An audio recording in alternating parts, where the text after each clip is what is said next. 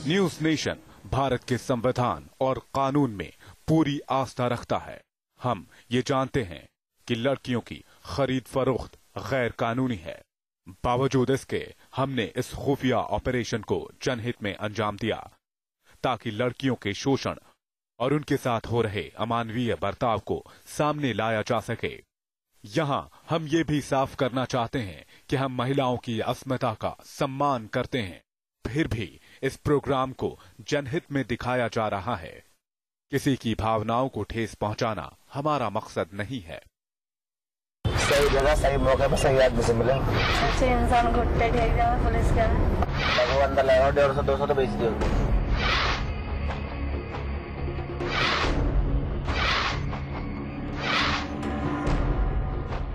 अब तुम ये बताओ रंग रूप कैसा है? No tension. कब पेमेंट करके जाओगे, कब लेके जाओगे चांद के पास, कब नदियाँ देखेंगे वहाँ पे?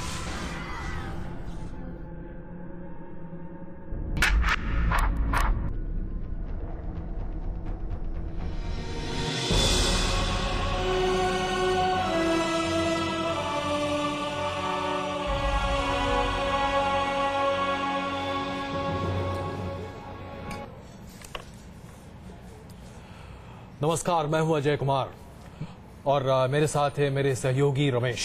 आज हम आपके सामने एक ऐसा सच पेश करने जा रहे हैं जिसे देखने के बाद आप यही कहेंगे कि हमारे देश की ये दशा और दुर्दशा क्यों हुई है आखिरकार।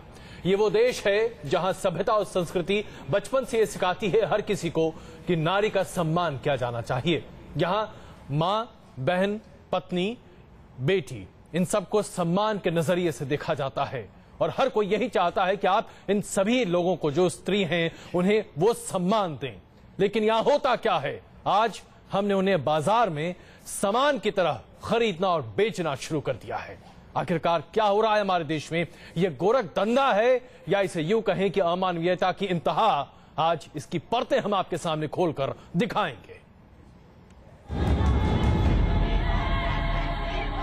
एक तरफ नारी को शक्ति का रूप माना जाता है और दूसरी तरफ उनके साथ रोंगटे खड़ी कर देने वाली ज्यादतियों और वारदातों का सिलसिला थमता नहीं है। भ्रूण हत्या, घरेलू हिंसा, दहेज हत्या और रेप। महिलाओं के साथ होने वाले जुल्मों के कई चेहरे हैं, लेकिन हैवानियत का जो चेहरा आज हम बेनकाब करेंगे उसके बारे में आपने सुना तो कई बार होगा, लेकिन टीवी पर देखेंगे पहली बार।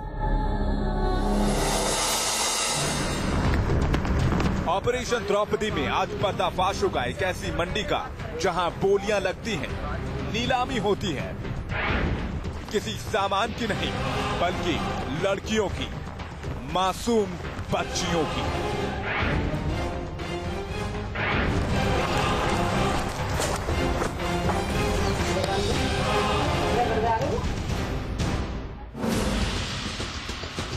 जी हाँ, लड़कियों की खरीद फरोख्त की खबरें तो कई बार आपने सुनी होंगी, लेकिन न्यूज नेशन की टीम अपनी खुफिया ऑपरेशन के जरिए इस धंधे के बड़े नेटवर्क का आज पर्दाफाश करेगी। न्यूज नेशन की इन्वेस्टिगेटिव टीम ने दिल्ली, यूपी और उत्तराखंड के कई इलाकों में स्टिंग ऑपरेशन किया।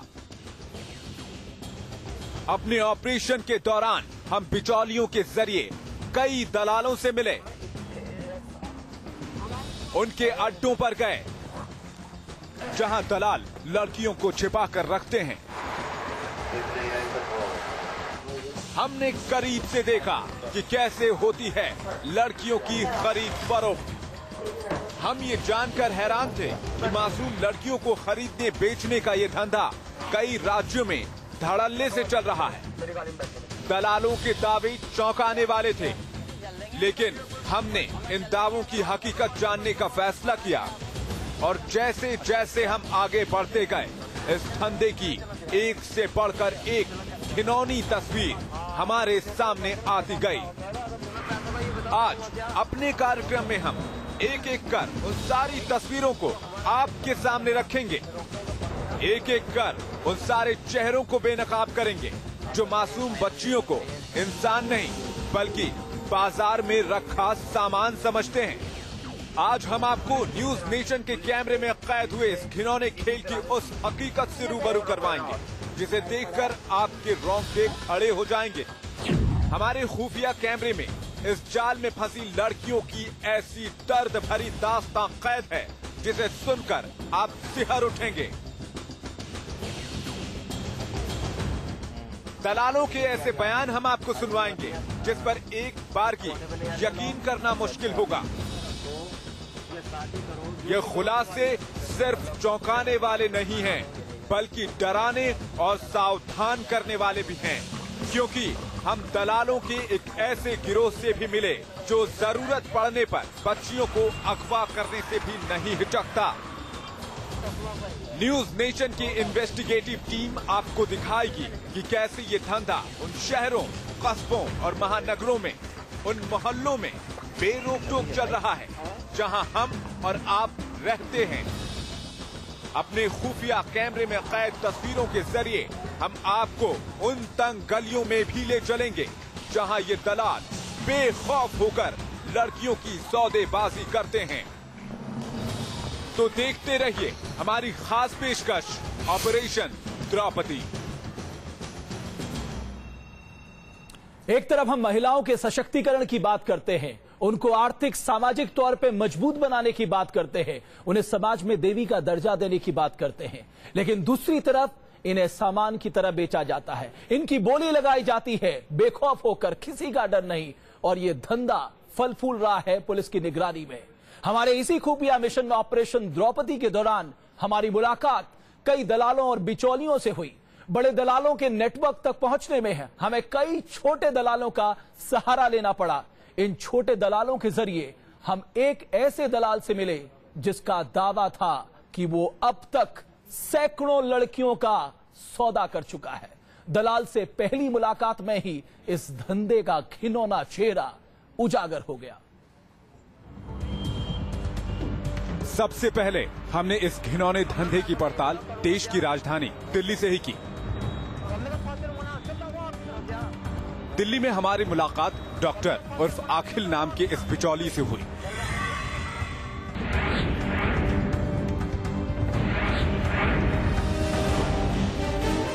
इसने हमें बताया कि दिल्ली से सटे देश के सबसे बड़े सूबे उत्तर प्रदेश में लड़कियों की खरीद फरोख्त का धंधा धड़ल्ले से चल रहा है।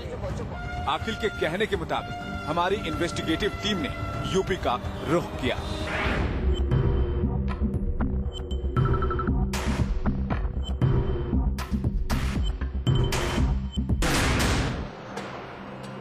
हापुड़ के गढ़ मुक्तेश्वर में हमारी मुलाकात हुई सतेंद्र से।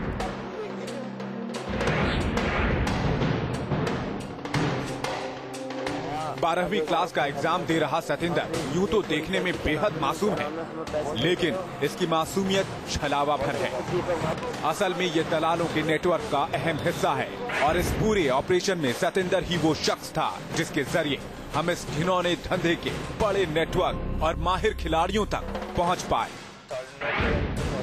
सतेंद्र ने सबसे पहले हमारी मुलाकात करवाई इस शख्स से।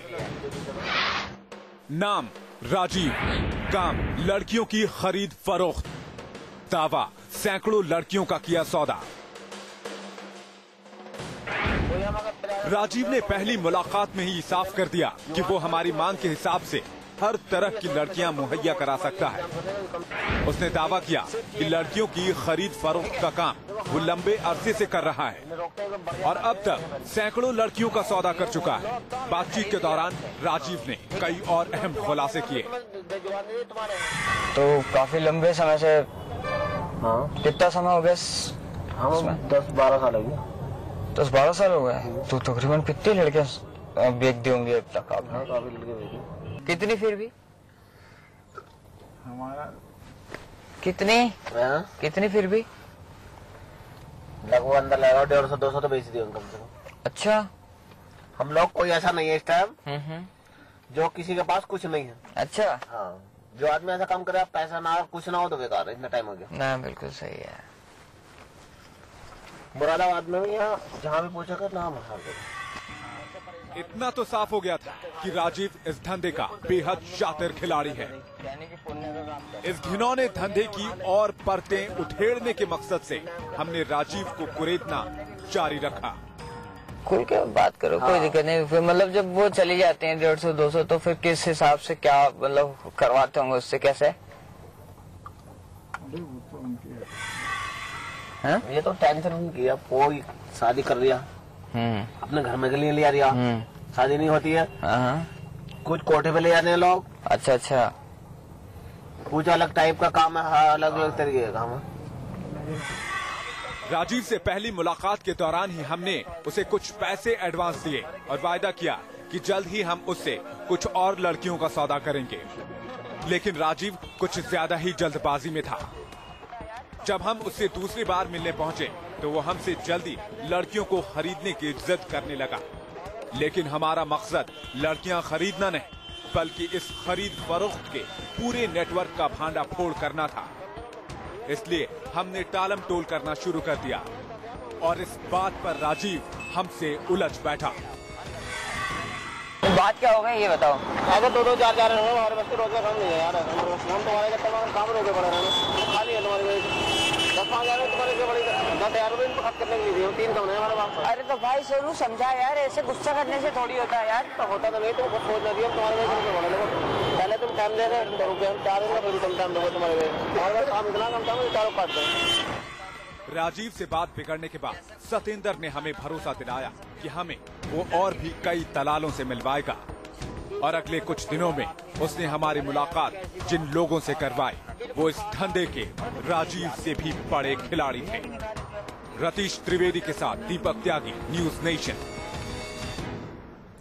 तो ये पहला मौका था जब हमने देखा कि कैसे एक दलाल लड़कियों को बेचने के लिए इतना आतुर था कि कुछ भी करने को तैयार था। अपने दर्शकों के सामने हम एक बार फिर अपनी ये अपील सामने रखना चाहते हैं। यहां पर हमारा मकसद महिलाओं के अपमान का बिल्कुल नहीं है। हम महिलाओं का बहुत सम्मान करते हैं, लेकिन सवाल यहां पर यह है कि हमारे समाज में और हमारे आसपास जिस तरीके से महिलाओं का बेजा इस्तेमाल किया जा रहा है, आज हम उसे स्क्रीन पर आपके सामने पेश कर रहे हैं। क्या आप अंदाजा लगा सकते हैं कि किसी लड़की की बोली लगाई जा सकती है और उसके साथ जो चाहे वो बर्ताव आप कर सकते हैं? यह है हकीकत जिसे आज हम आपके स्क्रीन पर सामने रखना चाहते हैं। लड़कियों की खरीद फरोख्त के इस खुफिया ऑपरेशन में अब तक हमें कई दलाल मिल चुके थे, लेकिन अब हमें एक ऐसे दलाल से मुलाकात करनी थी जो कि खुद को एक बहुत बड़ा डॉन बताता था, लेकिन साथ ही साथ वो एक महिला भी थी। खुद को एक महिला होने के बावजूद ये महिला दलाल कैसे लड़कियों के बारे में अपनी सोच को सामने रखती है, आप इसे जब देखेंगे तो वैसे ही सन्न रह जाएंगे जैसे हम रह गए थे। देखिए हमारे संवाददाता की ये खास रिपोर्ट। राजीव से बात बिगड़ने के बाद सतेंद्र ने हमें एक दूसरे दलाल से मिलवाया, लेकिन इस बार ये दलाल कोई आदमी नहीं बल्कि एक औरत थी। अब हमें इसके लिए अमरोहा का रुख करना था।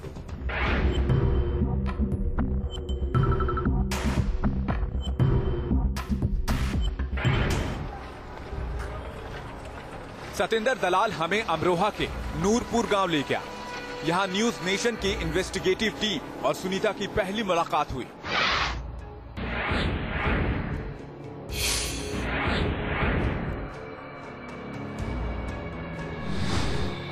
तंग गलियों के बीच बने इस घर में सुनीता हमसे मिली लड़की की मौसी बनकर। लगे बैठा लेती, बुला लेती है कोई बाजार में से बीच में से लौटा लिया। आप लड़की कौन है? हाँ। मौसी लगू। थोड़े इंतजार के बाद वो लड़की हमारे सामने थी जिसका हमसे सौदा किया जाना था। हम अपने खुफिया ऑपरेशन के जरिए इस घिनौने धंधे की तह तक जाना चाहते थे, इसलिए हमने सुनीता से कहा कि वो हमारी बात लड़की से करवाए। कितने पढ़े लिखे हो? क्या चीज?